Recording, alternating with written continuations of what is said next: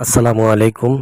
খামার বাড়ি ইউটিউব চ্যানেলের পক্ষ থেকে আপনাদেরকে জানাই অভিনন্দন। তো আজকের যে ব্লগটি, এই ব্লগটি আপনারা ইতিমধ্যে দেখতে পাচ্ছেন ভিডিওতে রাজহাঁসের বাচ্চা সংক্রান্ত। এই শীতে আমাদের রাজহাঁসের বাচ্চাগুলো কিভাবে আমরা পরিচর্যা করব, কি ধরনের খাবার তাদেরকে খেতে দেব, তারপরে কি ধরনের ওষুধ আমরা তাদেরকে প্রয়োগ করব, সব কিছু আজকে আমি বলার চেষ্টা করব আপনাদেরকে। তো রাজহাঁস দেখতেই পাচ্ছেন এই যে বাঁধাকপিগুলো কিভাবে খাচ্ছে। তো এরা আসলে তৃণভোজী টাইপের। এরা বেশিরভাগই ঘাস, লতা পাতা, শাক সবজি এই জাতীয় খাবারগুলো খেতে খুবই পছন্দ করে। এবং আপনি যদি আপনার বাচ্চাগুলোকে নিয়মিত এই খাবারগুলো খেতে দিতে পারেন, তবে অবশ্যই আল্লাহর রহমতে আপনাদের বাচ্চাগুলো সুস্থ সবল এবং গ্রোথটা একদম ঠিক থাকবে বয়স অনুযায়ী। তো অবশ্যই পাশাপাশি দানাদার খাবার দিতে হবে, কারণ হচ্ছে প্রোটিনের চাহিদা খুবই এদের শরীরে প্রোটিন খুবই দরকারি। এদের গ্রোথ ঠিক রাখতে হলে সপ্তাহে 2-3 দিন অবশ্যই আপনাকে প্রোটিনযুক্ত খাবার দিতে হবে। আর নিয়মিত ঘাস, লতা পাতা এগুলো তো আছেই। তো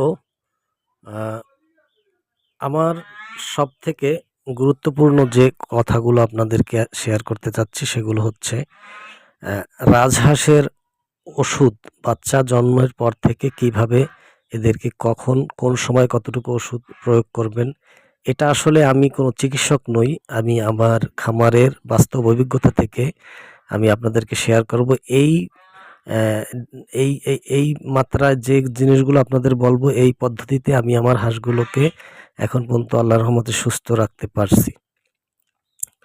তো যখন বাচ্চা আপনাদের থেকে যখন বাচ্চা যখন মানে বাচ্চা ডিম থেকে বের হবে, তখন থেকে আপনারা মিনিমাম 24 ঘন্টা মায়ের উমে রাখবেন। কারণ তাদের যে নাভি মানে এটা কাঁচা থাকে। তো যদি এই নাভিটা আপনারা বাচ্চার মায়ের উমে বসায়ে যদি না শুকান, তবে এই খাবারগুলো যখন দেবেন তাদেরকে, ওইটা আর কি ডাইজেস্ট হবে না, ভেতরে আটকে থাকবে এবং বাচ্চা আস্তে আস্তে মারা যাবে। এই জন্য মিনিমাম আমি আমার বাচ্চাগুলোকে 2 দিন কমসে কম, বাচ্চা ফোটার পর থেকে 2 দিন আমি মায়ের উমে রাখি। তো এছাড়াও এরপরে যখন আপনি বাইরে বের করবেন, তখন আপনি লাইসোভিট পাউডার আছে, সবাই চেনেন যারা খামারি, অবশ্যই এটা তো একটা মানে জনপ্রিয় একটা ঔষধ, সবাই এটা সম্বন্ধে জানে। তো লাইসোভিট আপনারা পানিতে গোলাইয়া, হালকা কুসুম গরম পানিতে গোলাইয়া বাচ্চার ওই যে আপনার লাইসোভিটের পানির ভিতরে আপনারা মুড়ি আছে না, যেগুলো আমরা খাওয়ার যে মুড়ি, এই মুড়িগুলো ওতে ভিজিয়ে দেবেন এবং যখন মুড়িটা ভিজে নরম তুলতুলে হবে তখন ওই বাচ্চাকে ওগুলো খেতে দেবেন। এটা প্রথম দিনের খাবার। এরপর দ্বিতীয় দিন থেকে আপনি প্রথম দিন লাইসোভিট, পরে আপনি ইচ্ছা করলে থায়াবিন দিতে পারেন। থায়াবিন বা অ্যান্টিবায়োটিক যারা ব্যবহার করবেন তারা অ্যান্টিবায়োটিক, আমি অ্যান্টিবায়োটিক ছোট বাচ্চাদের ক্ষেত্রে ব্যবহার করি না, এজন্য আমি থায়াবিন দিয়ে থাকি। কারণ থায়াবিনের কারণে বাচ্চার ঘাড় বাঁকা, পা লাগা, প্যারালাইজ টাইপের যে রোগগুলো, এগুলো থেকে আর কি রক্ষা করতে হলে থায়াবিন দেওয়ার দরকার। তো আমি প্রতি লিটারে 1 গ্রাম করে থায়াবিন দিই এবং লাইসোভিটটাও প্রতি লিটারে 1 গ্রাম করে। তো এভাবে 3 দিন থায়াবিন, আর প্রথম দিন তো লাইসোভিট, আর সাথে আপনারা ওই যে ফিড খাবার প্রথম 5-7 দিন ব্রয়লারের ফিড খাবারটা দেবেন, যেটা গুঁড়া যে খাবারটা এটা। এরপর যখন আস্তে আস্তে বড় হবে তখন তাদেরকে এর সাথে মিক্স করে বড় খাবার খাওয়ার অভ্যাস করাবেন এবং পাশাপাশি এদেরকে ঘাস তো দিবেন। 5-7 দিন পর থেকেই ঘাস খাওয়ানো শুরু করবেন, অভ্যাস করবেন। তো এভাবে পরিচর্যা করলে আশা করি আপনার বাচ্চাগুলো সুস্থ থাকবে, সবল থাকবে। তো আজকে আরেকটি বিষয় আলোচনা করতে চাচ্ছি, সেটা হচ্ছে এরপর থেকে মানে আপনি যেই 5-7 দিন যে আপনি এই ওষুধটা খাওয়াবেন, এরপরে আপনি চাইলে একটু জিঙ্ক 3 থেকে 5 দিনের একটা কোর্স করতে পারেন জিঙ্ক। জিঙ্ক আপনি বাচ্চাকে যদি করেন, আ তবে হয় লিভার টনিকে দিতে পারেন। আগে লিভার টনিক দেওয়াই ভালো। জিঙ্কটা আমার ক্ষেত্রে আমি একটু পরে দিই জিঙ্কটা। আপনারা চাইলে আগেও দিতে পারেন। তবে পরে দিলে ভালো হয়। আগে লিভার টনিকের একটা 3 থেকে 5 দিনের একটা কোর্স করবেন।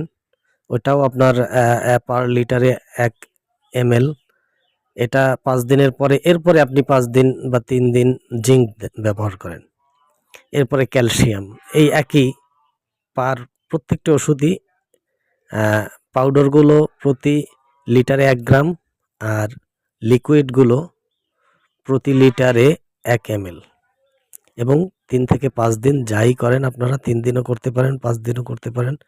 এভাবে এরপরে আপনার ক্যালসিয়াম, এরপরে আপনি চাইলে এরি দিতে পারেন। এভাবে আরকি কিছুদিন গ্যাপ দিয়ে চাইলে আর প্রতিবার প্রতিটা ওষুধের এই যে 3 থেকে 5 দিন ব্যবহার করবেন, তার মাঝখানে 1 দিন বা 2 দিন আপনি একদম নরমাল যে সাদা পানিটা ব্যবহার করতে পারেন। তো এই পদ্ধতিতে যদি আপনারা আপনাদের বাচ্চাকে এই পদ্ধতিতে যদি ওষুধ প্রয়োগ করেন, আশা করি আমি যেহেতু এই পদ্ধতি ব্যবহার করে ভালো ফল পাচ্ছি, আশা করি আপনারাও উপকৃত হবেন।